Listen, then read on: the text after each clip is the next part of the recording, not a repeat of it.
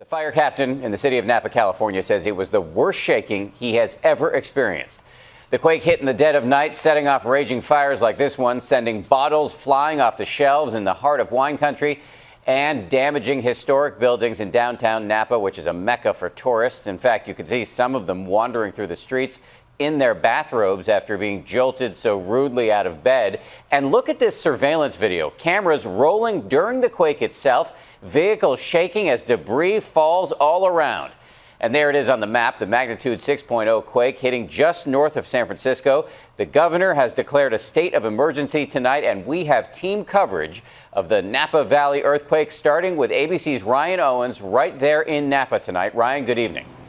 Good evening to you, Dan. Apocalyptic, that may be the best word to describe the scene behind me. Would you look at these mobile homes or what's left of them? They were simply incinerated when all of that shaking snapped some gas lines. And this is just some of the damage done by that quake in the middle of the night. 3:20 a.m., a powerful quake jolts tens of thousands right out of bed. The 6.0 is the strongest to hit Northern California in more than 2 decades. This family just trying to make sure everyone's okay. Dozens of buildings in Napa's historic downtown are damaged. An entire wall of this 3-story building gone, and roads ripped apart and buckled. The quake also ruptured gas lines, causing these mobile homes to explode in flames. 4 of them destroyed, another 2 with major damage. I felt the earthquake and I looked out of my front window immediately and I saw flames. Fire just exploded.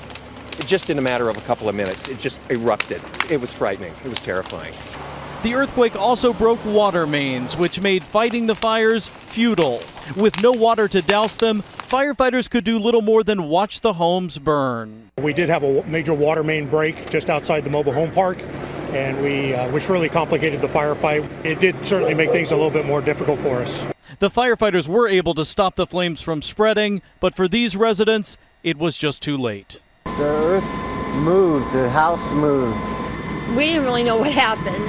The house was already on fire, and it was hard to get out. It was really scary. I feel like we lost everything. Yeah, we lost everything. But we're not everything. Not everything, honey. But at least they weren't hurt. 120 people here are. Doctors say most have cuts and bruises, but 3 patients have critical injuries, including a child hit by a piece of a crumbling chimney. Approximately 20,000 people here still do not have power tonight.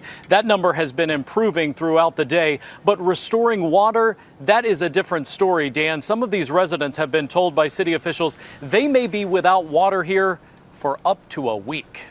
Not a pleasant thing to hear. We are thinking about that child, of course, tonight, the child injured. Ryan, thank you.